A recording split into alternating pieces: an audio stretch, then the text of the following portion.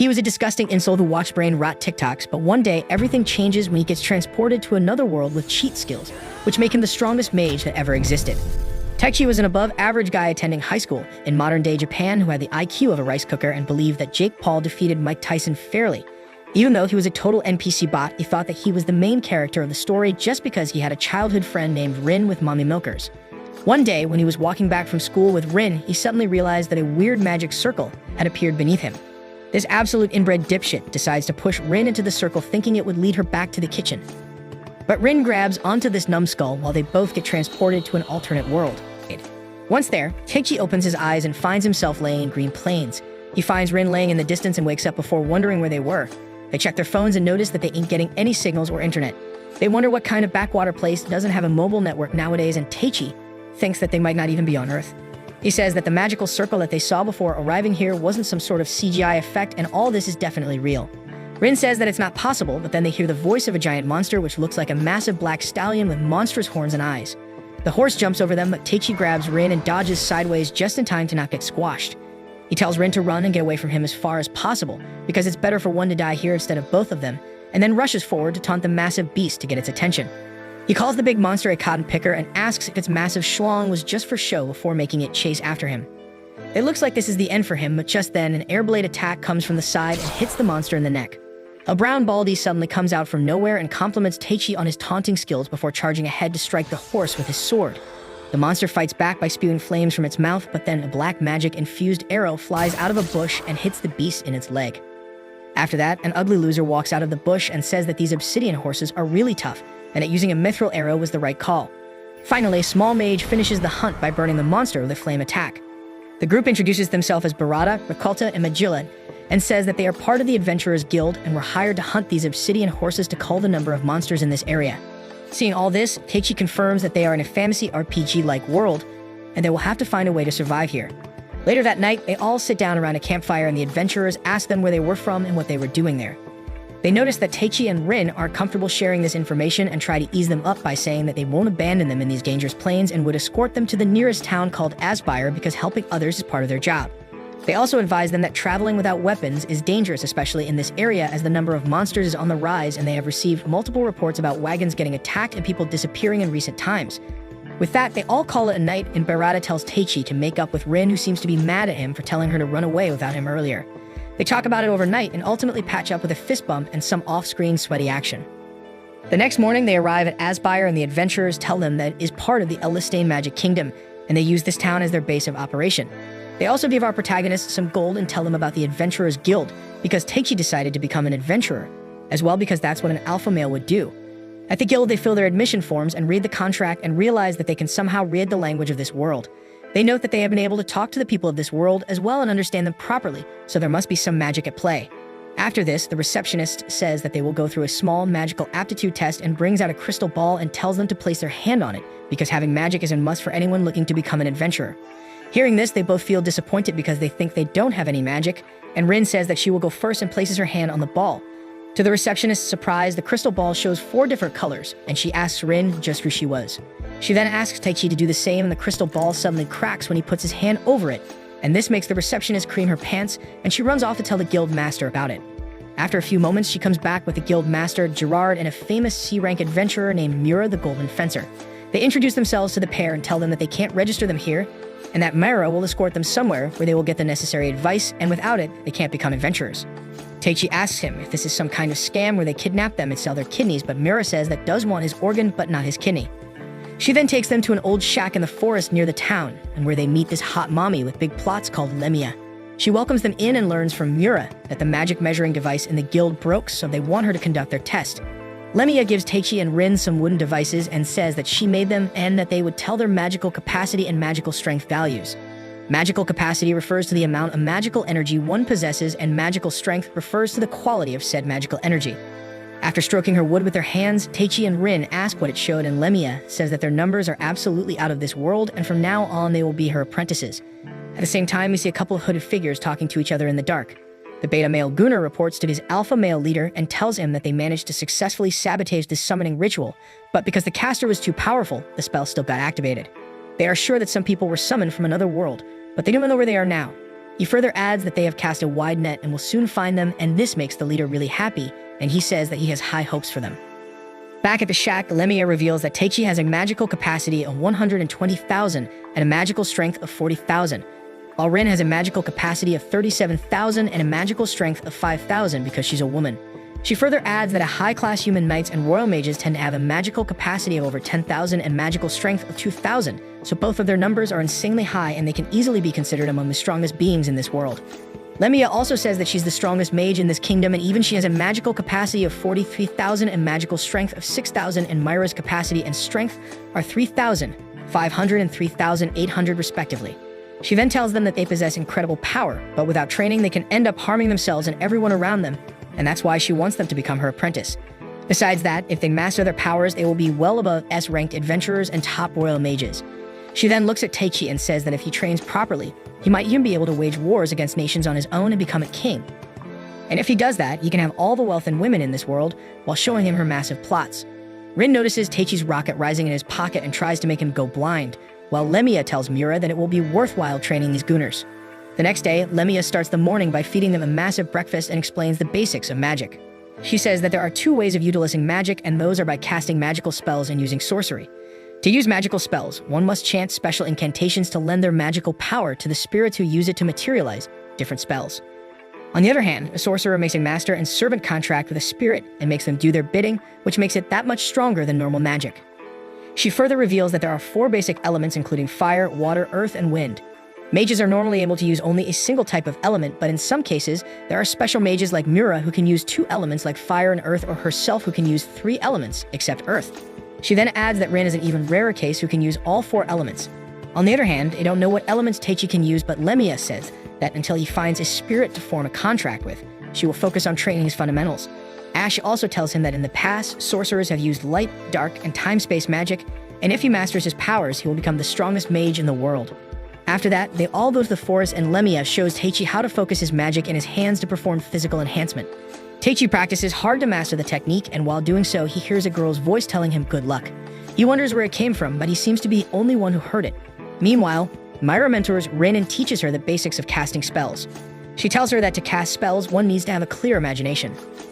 Rin immediately learns to cast a fire spell and then even modifies it to blue flames by imagining burning gas instead of wood. This surprises Mira a lot because that's the first time she has seen such a flame, and she calls Rin a prodigy. Later that afternoon, Rin comes to check up on Teichi, who feels quite defeated after doing a lot of hand practice. Seeing him like this, she decides to cheer him up, so Teichi decides to give it another shot and tries to focus his magic in his right hand. While doing so, he hears the same childish voice, giving him some tips on how to do it, and this helps him succeed as his hand starts glowing like a light bulb. He asks Rin if she heard the voice and wonders if it's a ghost or something, which makes Rin spooked. After that, they both walk in to have dinner, and Lemia praises them on their progress. She tells Mira to keep looking after Rin and tells Teichi to work on his left hand next and keep practicing until he can perform a full body enhancement. She says that until they find his attribute, this will be his main way of fighting, which suits him quite well being the Giga Chad he is. Later that night, Mira walks up to Lemia and asks her about the 2 newcomers. Lemia says that she will train them to the point where they can fight decently in 3 weeks because they should be able to fend for themselves in the upcoming war. She thought that the troubles of the capital won't bother her so far away, but it looks like things are going to get ugly quite soon. After a few weeks, we see Teichi and Rin taking a physical test to see how far they have come. Teichi fights a bunch of fen wolves while Rin cooks up a horde of rabbit monsters. Teichi is now able to control the amount of magical power he puts in his fists, and Rin is now able to cast basic spells without incantations while using multiple elements at once. While they are at it, Lemia and Mira look over them from a cliff and talk about how strong they have grown in such a short amount of time. Just then, they notice the pair facing an obsidian horse. But unlike their first encounter, now they are much stronger and able to take down the beast pretty easily and have it for dinner. Later that night, they all celebrate Teichi and Rin passing the graduation test, and Lemia tells them that they will be moving to Espire the next day and taking their first job as adventurers. She also tells them that according to her, they are called the Lost Ones, which are people who come here from other worlds. She says that sometimes it's as a result of an accident, and at others they get summoned by a sorcerer capable of using space-time magic. This makes Teichi and Rin really surprised, and they ask her how she knew that, and she says that their abnormal amount of magic and occasional use of new words gave them away, and that's why she decided to take them as her apprentice, so they don't end up getting used by evil people. As for the reason why they were summoned here, they will have to ask the sorcerer himself, but there are only a few sorcerers capable of using time-space magic in the whole kingdom. Teichi says that that's a good thing as it will narrow down the people they will have to search, and says that they can easily track them down, clear any misunderstandings, and go back to their world. Lemia says that it might be possible but wonders if it would play out as easily. After dinner, Teichi sits down with Rin and they talk about everything that has happened since they came to this world. Teichi says that they will work as adventurers, make good money, and establish themselves, and then use their influence to find the sorcerer who summoned them here and have them send them back to their world. Rin also feels hopeful, and they both call it a night with some off-screen action. After that, Tassi looks at his white hand and wonders if he really has the power to destroy Rin's massive nations, but then he hears the same voice from before which tells him that they will be able to meet soon and that she is looking forward to it. Teichi asks her who she was and what she meant by that, but the voice simply ignores him and flies away while laughing like an annoying bitch. A couple of weeks later, we see Teichi wake up in his bed after having a dream about the same voice. We find out that they moved to Aspire and registered as adventurers before joining up with a group of adventurers who saved them on their first day. Since then, they have been doing minor E-ranked missions and have been slowly growing stronger by learning new things about this world. Rin uses most of her time studying at the library and learns all sorts of things about this world. She learns that this world is called Altia, and the kingdom they are currently in is part of the Western continent and possesses the most advanced magic in the world.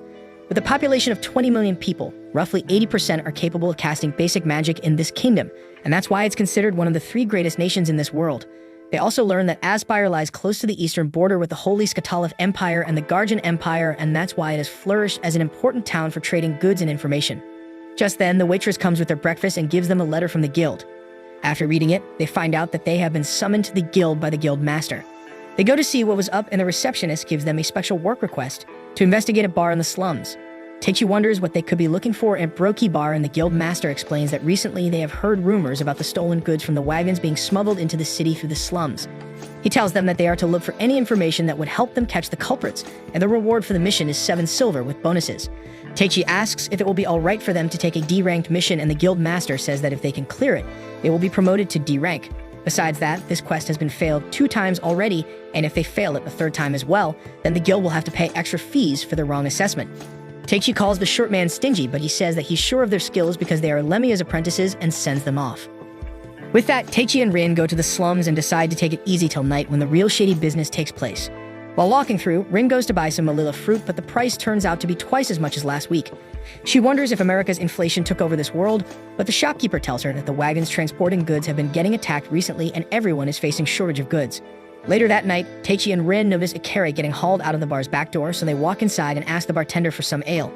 The bartender says that he doesn't carry such weak drinks, but Teichi tells him to sit using his alpha male heki, and they start talking about the rising prices of goods in the town. Teichi says that they are planning on getting into the business as well and are wondering if they can get some information about how it all worked. The bartender says that it's not a business for amateurs, but Teichi calls him a brokey and puts a bag of coins in front of him, asking if he will open his mouth now. Seeing this, the greedy NPCs in the bar get up and try to loot them, but Teichi and Rin wipe the floor with their worthless rears and make them spill the beans. The goons tell them that they were hired by some hooded guy who asked them to deliver the goods from the wagons that were attacked by monsters. They didn't know how the person looked as it was too dark, but they promised good money, so they went with it. The bartender says that he doesn't want their money, and that it's a normal thing for the bar to sell things brought in by these people, so they should stop digging their nose where it doesn't belong. After this, Teichi and Rin walk out and wonder who this mastermind is. Just then, they notice 3 female ninjas following them, so they lure them out and engage in a battle with them. Teichi tries to hold back from sending them all back to the kitchen and ends up knocking one of them down with a heavy punch. Rin also shows that she's not useless and pushes one of them back before letting Teichi put her to sleep with some gender equality as well. After that, they both face the last assassin and ask her if she was ready to surrender, but the first ninja wakes up and throws a smoke bomb and they both escape from the scene, using that leaving their unconscious comrade behind. Teichi says that they were not there to scare them away from the mission, and it looked like they were really trying to assassinate them. This makes Rin surprised, and they hand the captured ninja over to the guild and ask the guild master to keep her alive. The next morning, Teichi and Rin meet Mura at the tavern, who's waiting there to congratulate them on getting promoted to D-ranked adventurers. She then tells them that she has a special mission and would like them to form a party with her. She explains that the Malilla fruits in the northern forest are ready to be harvested, so the farmers have put in a request to catch the robbers and protect their yield. The reward for completing the mission is 500 silver, and it will also help the town recover from inflation. After hearing all of this, the pair instantly agree and they all get on their way to the northern forest. They arrive at the farm in the afternoon and meet up with the 2 NPC farmers and one shady-looking one named Kasim. While shaking his hand, Teichi feels some gay emotions and holds onto his hand for a while before coming back to his senses. After that, they all walk to the fields to see the Malilla trees, and Rin casts a magic sensing spell on her staff to catch any trace of lingering magic in the area. She eventually comes across a signal which shows her that a massive monster is on its way to the fields, and they all take their positions to fight it. After some time, we see a massive ogre with some orcs coming out of the forest and facing the group with their weapons. Being the alpha male in the group, he tells Mura to take care of the 3 small fries and tells Rin to provide support while he takes care of the massive monster himself. He thinks that using level 35 enhancement would be good enough for the job and ends up one-shotting the ogre with a heavy punch to its face. Later that night, Mura sits down with Teichi and Rin and tells them that orcs and ogres ain't normal in this region, so this must be a part of someone's scheme. They decide to lay down a trap for them and show them that they are not to be messed with and call it a day. In the meantime, we see a hooded girl surrounded by a bunch of dead bodies. She uses a spell to suck the life force out of them and says that she is excited to meet the magicians while referring to Teichi and Rin, and then she vanishes away using her invisible cloak. The next morning, we see Gerard opening the assassin's cell and asking her if she has decided to speak up. On the other hand, we see Teichi and the group walking through the farm with Rin using her magic detection spell to locate the robbers. They eventually come across a bunch of footsteps and follow them to find a fire pit that has been recently put out. Rin says that she is detecting the presence of 3 people in the fields up ahead, and they rush forward to catch the 3 robbers red-handed. Teichi, Rin, and Myra step forward and make them surrender, and the 2 NPCs take them to the town guards and turn them over. In the meantime, Kasim thanks Teichi and the others for their help, and Teichi once again holds onto his hand for long. He says that they are really soft unlike the other farmers and asks him what his secret was.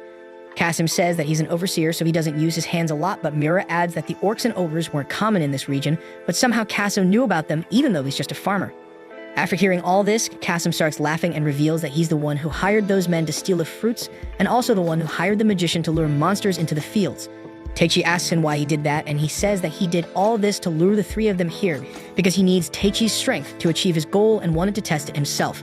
Just then, the invisible robe lady, Grammy, steps out of her invisibility and surprises Mura from behind.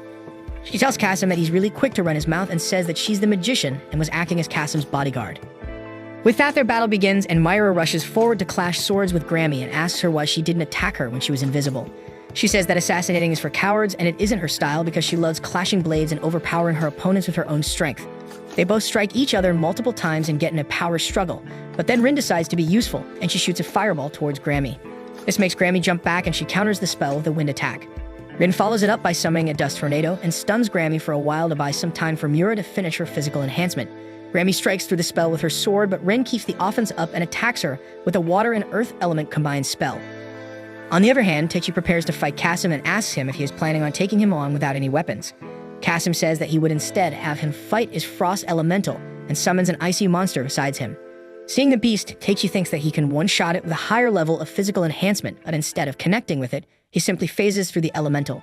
Kasim explains that the beast doesn't have a physical form and can only be defeated with fire magic. But unfortunately for him, he doesn't seem to know how to cast any spells. Teichi tries to attack the monster with his blade, but it doesn't do anything at all. The ice elemental strikes back with some ice magic, and Teichi jumps around to dodge the spells. Kasim then takes out the life energy ball that Grammy created last night and feeds it to the monster, which turns it red and gives it a massive power boost. With that, the red elemental charges forward at an insane speed that knocks Teichi back with such force that it makes him bleed from his mouth.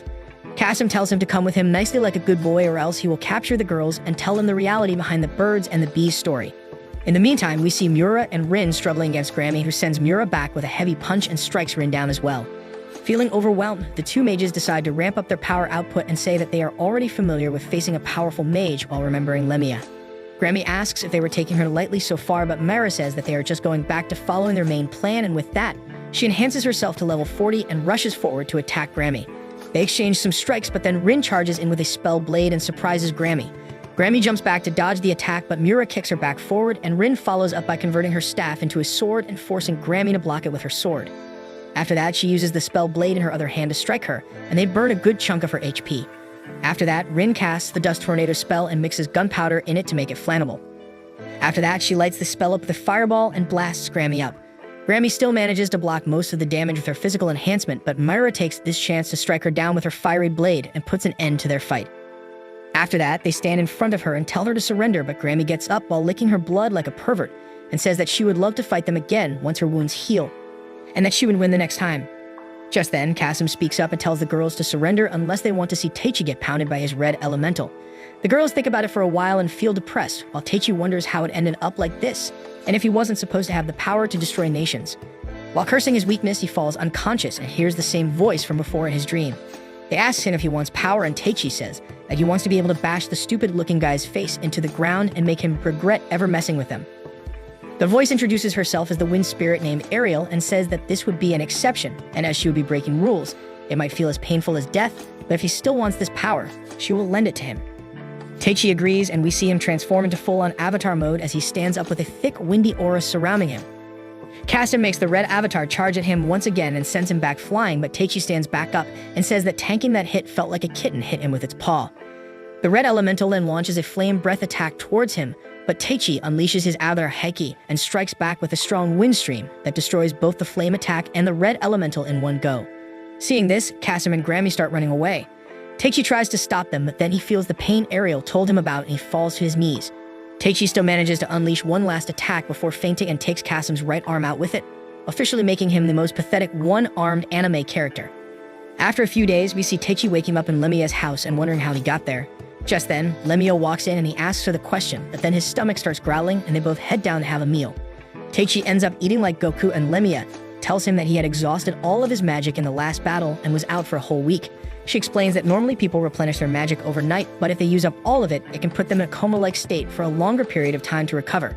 She tells him that Mira and Rin brought him here when he didn't wake up after a day, and then asks him for the details of what happened in the northern forest. Teichi tells her everything, and she says that Kasim must have used a Crimson Pact on the Frost Elemental. It's a forbidden ritual which uses the life force of beasts and humans, and eating one can bring out an enormous amount of magic far beyond the user's capacity. Teichi says that in that moment he really felt like he was a goner, but then he heard a voice which introduced itself as Ariel and gave him the power to fight back. Hearing this, Lemia becomes really surprised, and she gives us this fine shot of her treasure. She says that now she knows what kind of sorcery Teichi is capable of doing and explains that he's a summoner. Summoners are much like shamans who form a pact with spirits and are granted the rights to perform stronger magics based on their bond. But a key difference between them and summoners is the ability to listen to the spirits. She further adds that in this world, spirits are of the highest order, ranking even higher than dragons who are superior to humans. As such, humans ain't able to see or hear them except for summoners who can command spirits and have them cast spells for them. And because these spells are cast directly by the spirits, they are much stronger than those cast using a medium such as shamans or mages. After learning how his insane raise haki attracted a spirit and made him a summoner, he walks out to get some coffee before meeting up with the girls. He asks the waitress if she knew where they were, but she says that they haven't returned since leaving this morning. Teichi decides to find them himself and walks out, but then he runs into a couple of Discord mods ganging up on a pretty girl. He steps forward and tells them to leave her alone, and the girl uses this chance to free herself and grab Teichi's arm. She acts as if he's her lover and convinces him to play along using her massive plots. One of the Discord mods tries to punch Teichi and tells him to mind his own business, but Teichi dodges back and puts the guy to sleep using a kick to his neck. Seeing this, the other guy freaks out and grabs his buddy, and they go back to their mom's basement. Once they are gone, the girl thanks Teichi for saving her, but he says that she looked like she could handle them herself. He points out that she was able to free herself from their grip and even managed to follow his sudden movements when he stepped back to dodge the attack. Besides that, she didn't seem fazed at all by the fact that he laid a guy down with a single kick. Hearing this, the girl tells him that it's because this is not the first time they have met and mentions that he was quite rough with her on their first meeting. This makes Teichi wonder if she's his sister from Alabama, but then she introduces herself as Anastasia and reveals that she's actually the ninja girl that he knocked out and handed over to the guild. Meanwhile, we see Kasim's boss, who calls himself the Emperor. He praises Kasim for getting all the info he got about Teichi and Rin and says that his arm was a small price to pay for that. He then turns to Grammy and says that she needs some modifications to serve him better and puts a special spell on her hand. He then gives a new side quest to Kasim and tells him that it will just be a small prank and would be a good way for him to feel less salty during the one-arm club. After giving him the mission, we see two girls entering the room asking the Emperor about the carnival. He says that it's about time they started and puts a document in a pile on the table and says that this will be Teichi's invitation to the party. Back in the town, Anastasia reveals that she has joined the guild and is now working on solving the case of smuggled goods. She tells Teichi that her investigation led her to this building, and they both raid the building to find the mastermind behind it. They come across various goons and fight their way through them to eventually make it to the room where Kasim and his boss were sitting earlier. There, Teichi finds the paper left behind by the Emperor, and reading it makes him really worried. On the other hand, we see Mura and Rin enjoying the nightlife while walking through the town's marketplace and eating some sweets. Rin seems worried about Teichi, but Myra reassures her that he's in good care with Lemia and tells her that they should focus on their mission for now. Just then, they notice getting followed by someone and wonder if they should lure them somewhere without so many people, but then a hooded kid attacks them from behind with a sword. Rin and Myra jump away and tell everyone to get out of there before facing the assassin. Mira charges her sword up and rushes forward to clash their swords while Rin water attack at the boy to clean his stinky face. After that, she prepares a wind tornado spell, but some magicians attack her from the rooftop. Rin cancels her spell and jumps close to Mura to cast a defensive barrier, and they realize that it's a 4 versus 2 battle. But then they hear Grammy's voice from somewhere, who comes out of invisibility and takes Mura down with a surprise attack to her stomach. After that, she picks her up and runs away and tells Rin that it's not her style, but the boss asked for her, so she has no choice. Rin tries to go after her, but the goons keep her busy and Grammy gets out of there. In the meantime, we see Teichi and Anastasia walking through a tunnel made by earth magic and reveal that the paper that they found in the building told them that there was a horde of 3,000 goblins enhanced with crimson packs hiding somewhere here under Aspire. They eventually come across a door at the end of the tunnel, with some bones outside it, and Anastasia opens it using her lockpicking skills just in case it was trapped. Seeing her work like this, Teichi says that when he handed her over to the guild, he wished that she would continue her life clean, so now he had mixed feelings about the guild using her for their missions. Hearing these kind words makes Anastasia smile, and she tells him to call her Anna from now on, and they continue their search. Back in the town, Rin blasts away the dumb NPCs trying to stall her and turns around to find Grammy standing behind her. She congratulates her on taking care of them fast and tells her where Mira was. She also tells her that her boss was trying to feed her a crimson packed orb and says that she doesn't care if someone gets Ishikade, but they were her prey and she doesn't appreciate getting it taken by someone else. Hearing all this, Rin rushes to the building where Mira is kept and beats everyone inside to make it to the chamber where she was being held. She knocks the main spellcaster down using a wind spell and freezes everyone else with an ice binding before destroying the magic circle using earth magic and feeling Mira from her chains. Just then, the Emperor walks in alongside Kasim and congratulates Rin on rescuing her friend without slaying anyone in the process. He introduces himself as the mastermind behind all of this, and Rin prepares to fight him. But he says that he's not there to dirty his hands and tells her that a horde of 3,000 monsters is going to attack the town, so there's no point in them fighting because everything will be destroyed once they attack. Hearing this, Rin says Teichi's name, and the Emperor tells her that he won't be coming to save them because they have prepared a different stage for him. So now it's up to them to protect this town, and that you would be looking forward to see how the two of them do it, and walks away. On their way out, Kasim asks the Emperor if attacking the town from inside and outside at the same time was necessary, and he says that it was, and asks him how many crimson-packed monsters did he prepare in total. Kasim says that they got 500 of them underground and around 200 above ground, and the Emperor says that those should be good enough to test Teichi and Rin's strength in full. Meanwhile, we see Teichi saving Anna from an earth golem by blocking its punch with a single hand. He lets her fall back and then jumps forward with a physically enhanced punch to put the golem down once and for all.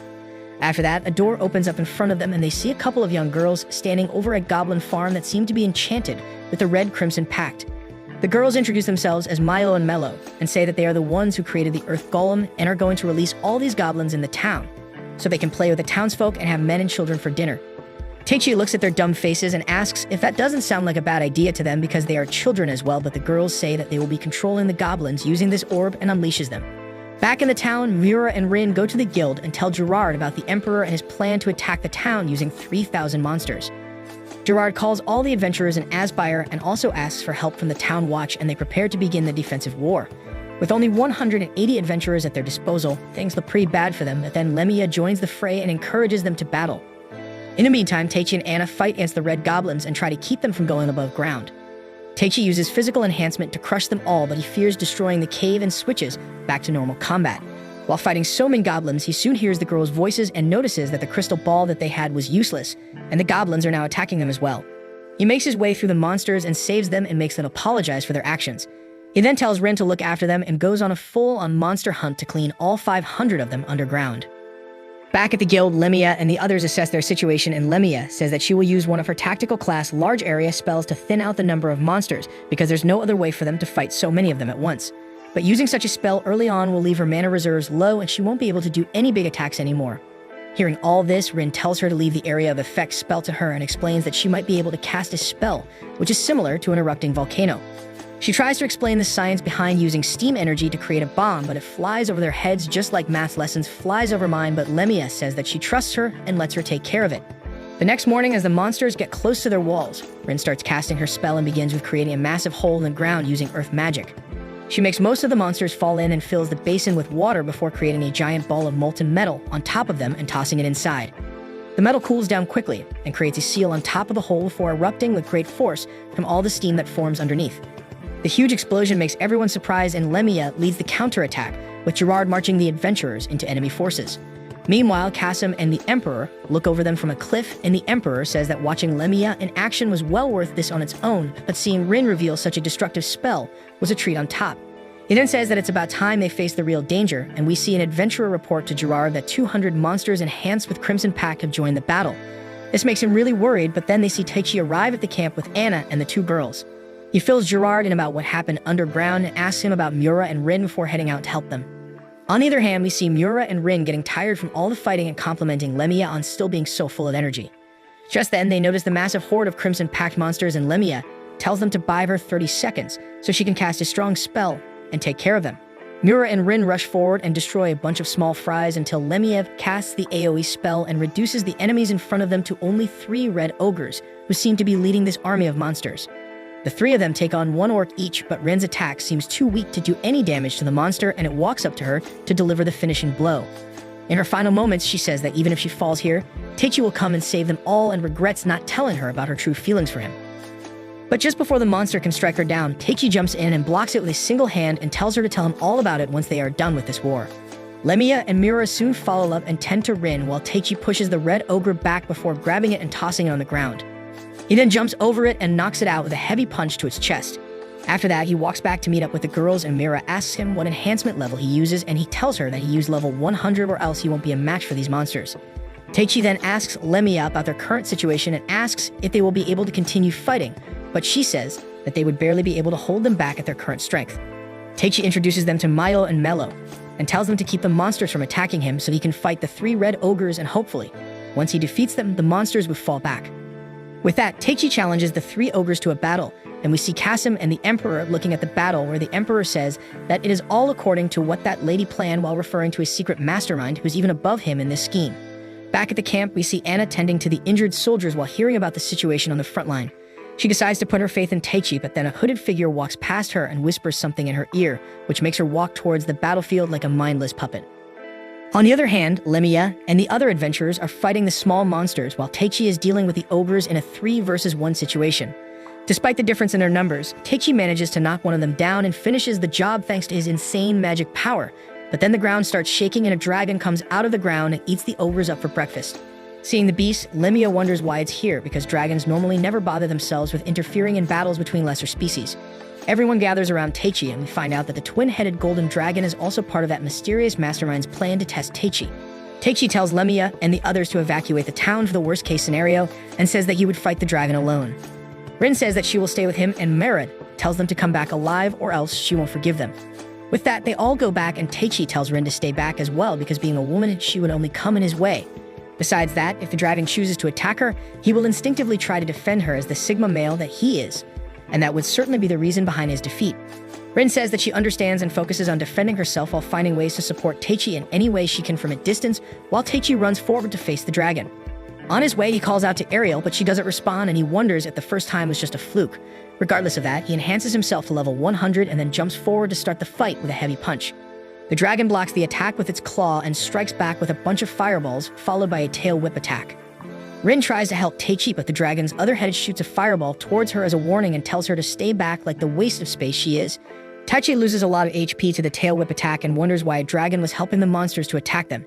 Just then, Anna walks up to him and says that she needs to fix his wounds, but Taichi asks why her dumb plots were there, and this snaps Anna back to her senses. She looks around pretty confused and wonders how she got there, but the dragon uses this chance to launch a ball of blue flame towards Taichi. Rin rushes forward to save him, but Anna pushes Taichi to the side and tanks the hit herself. The attack blows her stomach away, and in her final moments she lies in Taichi's arms and apologizes for her mistake. She recounts how he was the only one who saw her as a woman and not a tool, and asks him to become her friend if she manages to survive this, but then breathes her last and dies in his arms. Seeing her pass away makes Taichi really mad, and he starts cursing himself for not taking his powers seriously and training enough. He then calls out to Ariel and says that he knows that she is listening and tells her to give it to him. He lets out a manly roar and tells her to give it to him hard, and Ariel responds to his call and says that this was the kind of strong emotion that she was looking for from him. Taichi suddenly finds himself in a plane where he talks to Ariel, and she apologizes for not being able to give her power to him like before. She tells him that they must form a formal pact first, and to do that the summoner must call out to the spirit and ask for their power, and secondly, they must be willing to accept that power in full. After learning about this, Taichi says sorry for shouting at her, and they make the pact. With this, Taichi becomes a full-fledged summoner and comes back to his senses in the real world with this newfound power. He tells Rin to take care of Anna's body and then walks up to the dragon while telling Ariel that they will settle it with one blow. Seeing him, the dragon commends his courage, and Taichi asks the dragon about its goal and what would it take for it to withdraw from this war. The dragon tells him that if he shows it his true power, it will answer all his questions and leave this place. After that, it launches a combined flame breath attack from both its mouths, and Taichi counters it with a strong wind stream attack using his fist. At first, they both seem equal in power, but Taichi soon overpowers the beast and tosses it on the ground. After this, the dragon says that it's happy to see his strength and reveals that it serves a certain lady and his goal was to test his true strength. He also tells him that from now on that lady would continue guiding him, but this is necessary for this country and this world, and then flies off into the distance before telling him to be strong if he wishes to protect those that he treasures. On the other hand, we see Emperor reporting to the mysterious lady alongside another hooded servant, and he tells her that Taichi has formed a pact with the wind spirit. The lady says that then it's time to prepare his next guidance and that after a town comes a country. After the war, Aspire slowly starts rebuilding, but despite their victory, they suffered great losses, and we see Taichi putting some flowers on Anna's grave and telling her to watch over him from the heavens. After that, he goes to see Lemia and the others and introduces them to Ariel by summoning her in her mini form. While talking about it, they notice a carriage coming into the town with an escort of knights, and Lemia notes that they bear the royal family's crest. The carriage eventually stops near Lemia's house, and a purple-haired girl named Alcena walks out of it and introduces herself as the daughter of Marquis Norman and announces that she is there on behalf of King Gilmore. She says that she is there to ask them for their help and requests them to come to the royal capital when he fix with her. On their way, Lemia tells Alcena to explain the current situation of the country, and she tells them that for the last 30 years, the country has been governed by two factions, one supporting the current king and the other supporting his younger brother, Duke Dordsheim. King Gilmar gained his current position through diplomacy and by proactively reaching out to the other nations, while Duke Dordsheim is more of a conservative.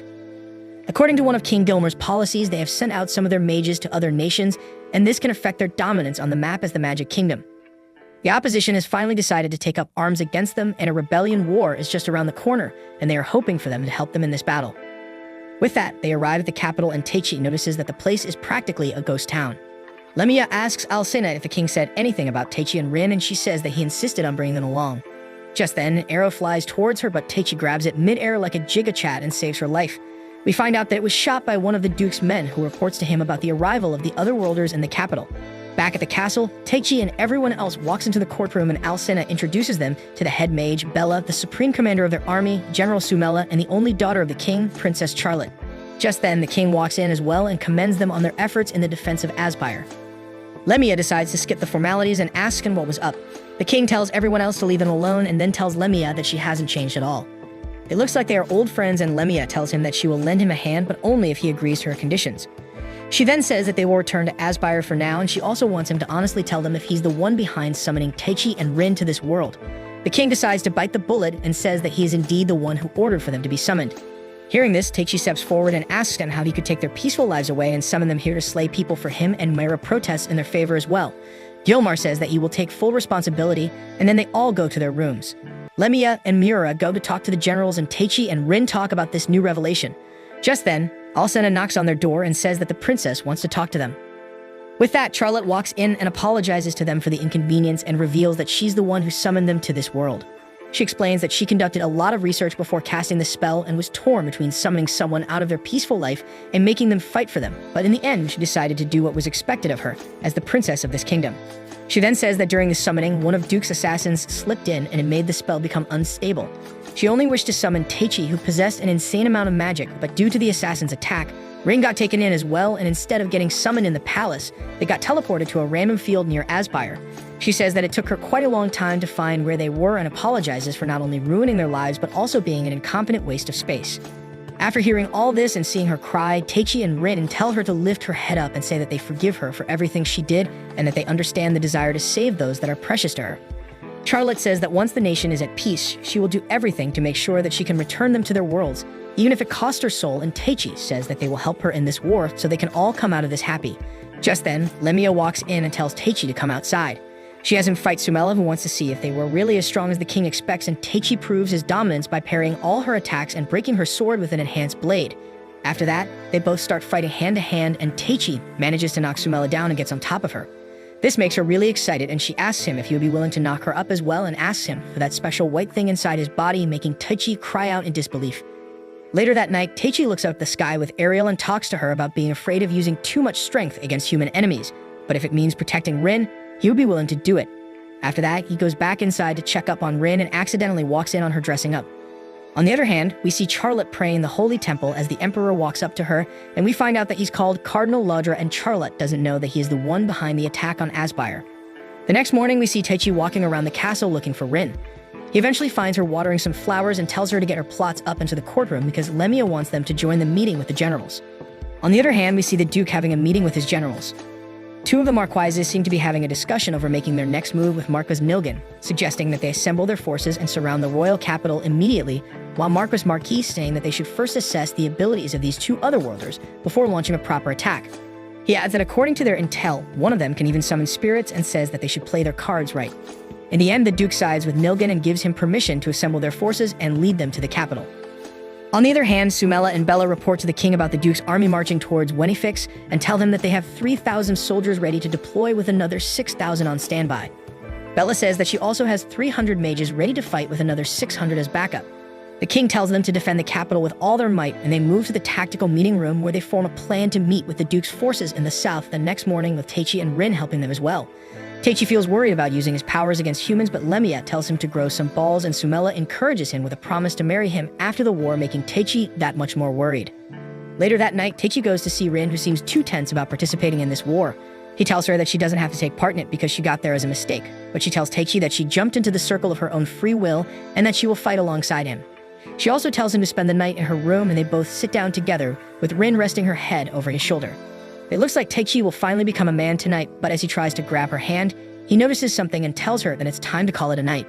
Meanwhile, we see Mura and Lemia talking about Rin over some tea, and Myra decides to go check up on her, but Lemia notices something while looking outside the window and says that she might have become paranoid as well. After some time, we see a hooded assassin standing outside the window on a tree, and it turns out Marquis Marquis sent him to assassinate Teichi and Rin during the night to make a name for himself. Unfortunately for the assassin, Teichi already noticed him earlier and puts some pillows in their bed covered with a blanket. The assassin stabs the pillows, and Teichi and the others catch him red-handed in the room. Teichi starts talking about how he noticed him earlier, but the assassin doesn't care about him, jerking himself off and uses this chance to attack Rin. Seeing this, Teichi immediately turns his physical enhancement on, and he starts pounding him really hard, saying that he won't ever let anyone hurt the people he has sworn to protect. After beating him up for some time, Lemia stops Teichi, saying that's enough, but the assassin slips out from under him and decides to isekai himself by passionately hunting the ground. The next morning, Gilmore's army faces Marquis Nilgen's force consisting of 1,000 soldiers. Teichi begins the war by sending a warning their way using a wind spell and blasting the ground just in front of the enemy forces. They hope that it will make them stop for some time, but to their surprise, Nilgen and his men raise their hands and cast a bunch of fireballs and water bullets using magical rings and strike their army. This confuses them at first, but Teichi uses his cheat abilities to zoom in and tells Lemia about the special rings. She says that those are magical stones and wonders where they got the capital to prepare 1,000 of them for all their men. She then adds that these rings can use up the caster's life force if they run out of magic and continue casting, and it can be lethal if someone without proper understanding of magical items uses it. As expected, Nilgen's army continues using the magic rings and quickly drain themselves out. Seeing them struggle like this makes Gilmore's army happy, and they say that they might not even have to fight back, they just need to defend for long enough and the enemies would put themselves down on their own. This makes Teichi and Rin uncomfortable, and they look at Lemia for a response, and Sumela says that even if they are on the other side, they are part of their kingdom and Gilmore won't want unnecessary casualties either. Lemia says that she might have a plan and asks Rin for help. Teichi puts up a barrier in front of them using Ariel's wind magic, and Myra protects Rin from any stray shots until she prepares a special spell in combination with the other royal mages, and they suddenly make it rain. Rin then uses lightning magic and shocks the enemy forces and makes them fall unconscious. Nilgen feels pretty drained as well, and he gets on his knees, but then he notices the Duke's assistant, Inimicus, walking up to him and telling him what just happened. Nilgen asks him why they were losing, and he tells him about the draining effect of the ring, and then stabs him before telling him that he has served his purpose. And with that, the war comes to an end. Later that night, we see Kasim and Grammy drinking at a bar, and Kasim takes out a small gadget and says that the next time he sees Teichi, he will make him lick the dirt off the floor. The next morning, Rin wakes Teichi up using her special oral skills, but Teichi ends up running to the bathroom due to eating too much Indian food last night. After that, they meet up with Lemia and Mura, who tell them that the king has summoned them all in the courtroom. They all go to see what was up, and the king says that the princess wants to reward them for their achievements in the war and lets them pick up special weapons from the royal collection. Lemia gets a magic ring, Teichi picks up a Japanese-looking katana, Rin chooses a fancy staff, and Mira takes a high-grade dagger for herself. After that, they all go to the training grounds where Sumela asks Teichi to show her his big black sword. Lemia also tests out her magic ring, and Sumela gets on top of Teichi and tells him to unload all of his hot passion with his sword onto her. She jerks him around and says that she will take everything he has got, but Teichi still feels sick from overeating last night and ends up fainting. Teichi somehow manages to escape from there and goes to the town to get some medicine. While out, he notices people staring at him, and he wonders if they are looking at Ariel, but she says that she made it so only he can see her for now, so the people are actually looking at him. Just then, some kids walk up to him and call him the strong man from the war, and Teichi realizes that he has become somewhat popular among the crowd. He entertains them for a while and then walks into an empty street and calls out the person following him in the shadows. It turns out to be none other than one-armed Kasim, who's feeling salty about Teichi getting all this fame. Teichi asks him what happened to his arm, and when he finds out that he's the one who took it, it makes him feel really sad. Kasim says that he has resolved to beat him and challenges him to a duel on his terms, or else he will poison all the wells in the city. He takes out the gadget he got from Lodra and says that this will put restrictions on Teichi's magic and make it equal to his own. This way they can fight on equal grounds and he can prove that he only lost to him due to his gifts. This obviously sounds like a bad idea, but being the alpha male he is, Teichi says that he can never back off from a fight like this and prove his dominance. This makes Ariel mad, and she tells him to not come back crying if his power never returns, and the battle begins. Teichi starts it off using a wind blast, but Kasim dodges it and strikes back using a dagger. Teichi blocks it with his sword and then jumps back to shoot Teichi using ice and water bullets. Teichi rushes forward and knocks his dagger out of his hand, but Kasim gets him with some ice bullets, and the battle becomes intense. Grammy watches them from the corner as they beat the living daylights out of each other. At the end, they both wonder if they should keep fighting until one falls unconscious, but decide on finishing it with her next move instead. Kasim charges up a massive ice spell and prepares to throw it towards Teichi, who seems pretty beat up and unable to dodge it because of his leg injury. Teichi thinks about Rin and his early magic lessons and decides to believe in himself and puts some magic in his sword and uses it to slice through Kasim's ice spell and sends him back flying into the wall from the shockwave. With this, their fight comes to an end and Kasim accepts defeat, but Teichi says that he had at least an extra arm's worth of advantage, so it wasn't as fair. After that, Ariel asks Kasim to return Teichi's magical power, and he tells them to destroy the magical gadget to return everything to normal. But before they can do anything, the dark aura around the gadget forms itself into a shadow monster and starts attacking Teichi. Teichi tries to fight back using wind magic, but it doesn't do any damage to the shadow monster, who strikes him back with a bunch of dark bullets. Things look bad for him, but Grammy suddenly comes out of her invisibility cloak and attacks the monster.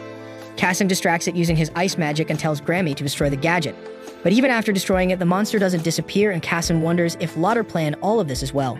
Teichi notices that his powers are back at least, and he says that he will blow the monster away with one attack and tells Ariel to compress the surrounding air to form lighting and strikes the monster away with a lightning slash using his sword. After that, he gives a healing potion to Kasim, but Grammy tells him to stop crushing his pride even more and says that he was just salty about losing to him. But now that they have fought on equal terms, he has accepted his defeat and would probably work hard to get stronger. She then helps him up and walks away with Kasim, who now seems to have developed a healthy rivalry with Teichi. Just then, the city's bell starts ringing and the speaker announces that the Duke's army has declared war. Teichi runs back to the castle to meet up with Rin and everyone else, and they all prepare for the war that's going to start the next day. At the same time, we see Lodra reporting to the mysterious lady about how Teichi dealt with the shadow monster, and she tells him to proceed with her next guidance. We also see the other hooded figure beside them, who looks quite similar to Inimicus. The next morning, Duke Dortisheim addresses his army before marching towards the capital, and Marcus Marquis asks for his permission to deal with the Otherworlders and Lemia on his own, as he has made the necessary arrangements and won't disappoint him like Nilgan. After that, the Duke marches towards the capital and both armies come face to face. He asks Inimicus if they have any chance of victory, and he says that Marcus Marquis would take care of everyone other than Teichi, but he will make sure that he's not a problem for himself. On the other hand, Ilma raises his soldiers' morale with a speech and tells them to carve a path to victory for their kingdom as its heroes. With this, the war begins, and we see men clashing swords and magical spells getting tossed all over the battlefield. Rin and Mura dominate the battle, with Lemia destroying her opponents by using spells from her new magical ring. But then they all get paired against their matches that Marcys prepared for them, and we see an ranked adventurer named Suzora face Rin. Marcys himself takes on Mura, while a sorcerer named Miss Folo challenges Lemia using his jamming magic to jam all over her using his thick staff. Meanwhile, Teichi uses his wind magic to jump across the enemy forces and lands right in front of the Duke's camp. While they are talking about their battle strategy, he simply walks in and tells the Duke to surrender. Dorshan tells everyone except Inimicus to walk outside, and he talks to Teichi about his proposal. Teichi says that if he tells his men to surrender right now, he will make sure that the king shows him mercy. Otherwise, he has enough power to beat him up and bring his head back to the king himself. Hearing this, Dorshan asks him why he doesn't become a king himself, and Teichi says that it would be too much of a hassle, and he doesn't want to become hated by thousands of people by becoming a dictator who does whatever he wants. Hearing this makes Dorishan laugh, and he says that growing up in a peaceful world can really change a person's view, but then he tells Teichi that it's a matter of pride, and sometimes people with power must go along with their decisions even if it results in their demise. Teichi looks at his dumb face and wonders if he has gone senile like Joe Biden, while we see Inimicus cooking up some dark spell behind everyone's back, which makes everyone in their army drink his dark juice. Back on the battlefield, Lemia faces Miss Folo and asks him if he's just planning on wearing her down. He attacks her using ice magic, but she blocks it by summoning flames from the earth. He then sends out a bunch of ice bullets towards her, but she blocks them using defense magic and shoots him down using a wind blade. This surprises the old mage and he accepts his defeat and tells Lemia to finish him off, which she does using a massive fireball. At the same time, Mira fights Marcise using her flaming sword, but he knocks it up into the air and thinks that he will get to taste some elf meat tonight, but then she zooms past him and slices his neck using the dagger she picked up from the royal collection. Rin, on the other hand, seems to be having trouble finishing her opponent. Suzura keeps the offense up and forces Rin to play on the defensive. It goes on for some time, but Rin finally finishes analyzing her moves and abilities and prepares to end the battle. She prepares to strike her with a flame spell, but Suzura jumps down and strikes the earth and makes Rin fall back. Rin switches to ice magic and shoots some icicles towards her, but Suzura strikes them all away only to realize that they were a distraction as she sees Rin on top of her with a massive fireball above her head. Rin shoots it down and takes a huge chunk of Suzura's HP down. But then they notice the fallen soldiers around them acting weird as they surround them like zombies, and Rin tells Suzura to join her as she wants to live, and they team up.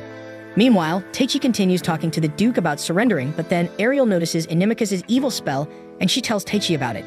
Hearing this, Inimicus starts laughing and says that his spirit would obviously realize it and reveals his true colors as the person who sparked this rebellion and made the Duke go against his own brother. He says that he prepared this battlefield with a spell called Darkness Curse beforehand, which makes everyone in his control go berserk and turn into a slaying machine. He says that he did it all for that lady while referring to the mysterious mastermind, and says that he could care less for this kingdom or their siblings' fight, and that he will turn everything to dust as his master wished. With that, he starts spreading the spell throughout the battlefield and turns into a demon as well. Back on the battlefield, we see Lemia and Bella observing the spell over their heads and explaining that it's the same spell that was used 200 years ago during the battle between their neighboring nations, the Holy Skatalav Empire and the Guardian Empire. While the battle was pretty quick, the fallen soldiers turned into berserking zombies who attacked friends and foes alike. They quickly made their way to the non-combatants as well, and at the end of it all, over 700,000 people lost their lives. This battle went down in history as the Bloody Rhapsody, and until they crush the source of this magic, they won't be able to bring everyone back to their senses. The spell will continue to spread among the living, and they will turn into mindless battle-hungry zombies as well. Things start looking bad for both armies as Lemia and the others get surrounded by hordes of these mindless puppets. They decide to fight back and hope for Teichi to save the day using his plot armor, which takes us back to the Duke's camp where Teichi unleashes his spirit power and prepares to use a full power attack, which might result in him losing his life. He resolves to use everything this time to save his friends, but just before he can unleash all that power, Ariel stops time and says that she has been lying to him. She apologizes to him and says that she was afraid of her own power and didn't know how it would affect Teichi, and that's why she only appeared in front of him in this semi-original form. She then says that after seeing his resolve, she now believes that he's ready to experience her in her real body and tells him her real name, which turns out to be Sylphide. After that, time starts flowing back normally and Rin makes her way to Teichi alongside Suzura and hugs him. Teichi notices that her leg is injured and says that he will end this war now so they can return home. He then raises his hand and calls Sylphie out and uses a special spell to break the Darkness Curse magic circle. This makes everyone really surprised, and Suzura reveals that Sylphide is the name of the Queen of Spirits and she is considered one of the 4 strongest spirits in the whole universe. With this, everything returns to normal and Teichi says that he still needs to take care of the one behind all this and prepares to fight Inimicus in his devil form. He then charges up his new power and they both fly up in the sky to start a Dragon Ball Z-style fight. They clash against each other a couple of times before Taichi asks him about the mysterious lady. Inimicus says that she is the ruler of this world and is the one who planned everything from his birth to his summoning in this world to this day, where he unlocks his true power as a summoner. He reveals that this world is headed towards a massive war, and to protect it, they need an ultimate weapon, and Teichi will become that for them. He further adds that all these battles that he fought so far were part of the lady's plan to make him stronger, and he too is just a mere pawn in her grand scheme. Taichi asks him for her name, but Inimicus says that it's not yet time for him to know that, which makes Teichi really mad, and she says that he won't accept losing friends and so many lives over such a BS excuse. He continues punching the demon and eventually overpowers him as his rage builds up, and he starts pounding him with his punchies until he lands a heavy hit to his stomach and makes him crash down into the ground. He then stands over him, and Inimicus tells him to deliver the finishing blow, as being soft is his only remaining weakness, but Teichi tells him that he left his humanity behind when he accepted this power and evaporates him using a strong lightning attack. With this, the war comes to an end, and we see Teichi waking up in the castle with Rin, Lemia, and Mira by his side. They fill him in on everything since he defeated Inimicus and Alcina, and Charlotte also runs in to ask if he was alright. Apparently he ran out of magic and was asleep for many days, but now he was considered the hero of this kingdom. The king grants them the title of the advisors to the royal army and makes them join their ranks as special forces meant to be summoned when the kingdom is in trouble. Gilmar also puts his brother down for the active rebellion, and peace returns to the kingdom for the time being. We see Teichi wondering about how he might turn into a monster as well due to this power, but Lemia reassures him that no matter how much power he gains, he will remain a human if his heart is in the right place. She cheers him up, and they all decide to return to Aspire to continue their training. Charlotte and Alicena see them off, and Charlotte promises to find a way to return them to their worlds, and Teichi tells her to take her time because they don't mind spending some time with their new friends in this world either. With that, they get on their way back to Aspire, and Teichi says that he will grow strong enough to never let any of his friends get hurt ever again, while we see the mysterious mastermind Lady watch over him through her crystal ball. And that's how Season 1 of Isekai Cheat Magician comes to an end.